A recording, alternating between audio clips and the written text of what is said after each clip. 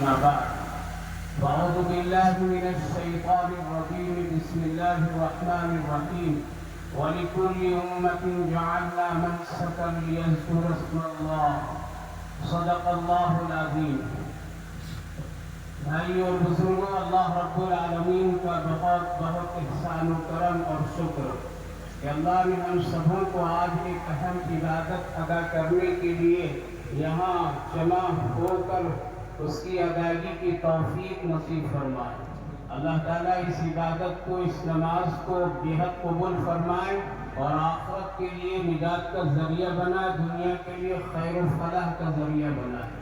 भाइयों और बुजुर्गों, हम सब इस्लाम के मानने वाले हैं और हम सब का दीन बहुत प्यारा दीन है। हम सब का नबी बहुत ही प्यारा नबी है। आपका तरीक़ा और आपकी शरीयत बड़ी खूबसूरत है।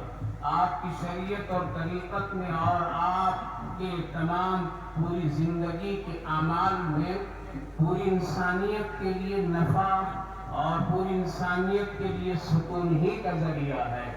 लिहाजा इबादत की मुख्तलिफ किस्में हैं और नहीं सकते हो, ज़बा करो किसी मुँह पर। अल्लाह तबारक व तआला फिल कुरानिल करीम कुल इन्ना सलाती व नुसुकी व महयाया व ममाती लिल्लाहि रब्बिल आलमीन ला शरीका लहू व बिज़ालिका उमिरतु व अना अव्वलुल मुस्लिमीन।